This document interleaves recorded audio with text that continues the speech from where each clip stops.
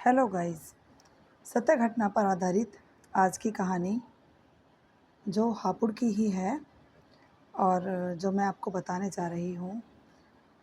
एक लड़की होती है जिसकी शादी एक गांव में की जाती है। जब उसकी शादी गांव में हो जाती है तो वो अपने हस्बैंड को लेकर हापुड़ आ जाती है और हापुड़ में रहने लगती है। लड़की काफ़ी पढ़ी लिखी, इंटेलिजेंट, ब्रिलियंट होती है और जो उसका हस्बैंड होता है वो गांव में काम करने के लिए जाता है। डेली अप डाउन करता है, पास में ही गांव होता है तो वो वहाँ पर जाता है। तो अब क्या है कि बीवी जो उसकी होती है वो काफ़ी अच्छी होती है, पढ़ी लिखी, तो वो एक स्कूल में जॉब कर लेती है और वहाँ पर वो जॉब करती है, ट्यूशन करती है, पैसे कमाने लग जाती है। इधर गांव से सारा खर्चा चलता है, खेती बाड़ी से कोई दिक्कत नहीं थी। लेकिन दोनों हस्बैंड वाइफ के बीच में कभी-कभी मनमुटाव हो जाता था और उनके एक बेटा भी था। अब होता क्या है कि लड़की की शादी से पहले कहीं पर फ्रेंडशिप रही होगी। आजकल सोशल मीडिया है, यहाँ पर जिसको ढूँढो वही मिल जाता है बहुत आसानी से।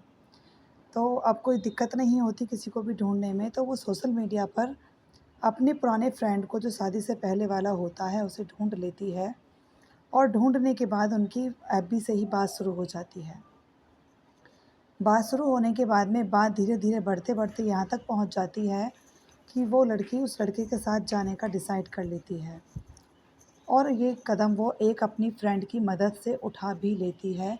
उसकी जो वो फ्रेंड होती है वो उसकी इसमें हेल्प करती है और वो वहाँ से चली जाती है। दोनों जाकर कहीं बाहर आपके हरिद्वार रुड़की वगैरह में पहुँच जाते हैं। वहाँ जाकर क्योंकि लड़के ने बहुत फेंक रखा होता है कि मैं बहुत रईस हूँ, मैं बहुत पैसे वाला हूँ, मेरे पास बहुत धन है, बहुत दौलत है, बहुत पैसा है और मेरे पास में 20-25 लाख का बैंक बैलेंस भी है और तुम्हारे पास जो है वो तुम लेकर आ जाना। और वो उसे लेकर पैसे को चली जाती है, जितना भी उसके पास में एफडी होती है, पैसा होता है, जेवर गहना होता है, चली जाती है। वो वहाँ जाकर हरिद्वार में रुक जाते हैं। वहाँ पर रुकने के बाद में फिर वो लड़की 1-2 दिन रहती है तो वो कहती है, आपके पास तो बहुत पैसा है तो क्यों ना हम एक फ्लैट ले लें और किराया कब तक देंगे, कब तक इस होटल का खर्चा भरेंगे। वो कहता है ठीक है, लेकिन उसके पास था कुछ नहीं क्योंकि 2 बच्चे उस लड़के के भी होते हैं, पूरी फैमिली होती है, पूरा परिवार होता है, तो उसके पास पैसा नहीं होता, वो कोई पैसा लेकर नहीं आया होता। और जब लड़की को ये पता चलता है कि उसके पास कुछ भी नहीं है, तो बहुत शॉक्ड होती है क्योंकि जो पैसे वो लेकर गई थी, जो एफडी तोड़कर ले गई थी, 2, 4, 6 दिन उन पैसों से ही उन्होंने काम चलाया अपना। उसके बाद में लड़की के पिता की बहुत ज़्यादा पहुँच होती है और वो उसको अपनी बेटी को वहाँ पर ढूँढ लेते हैं और वापस ले आते हैं। लाने के बाद वो ससुराल में रहने लगती है।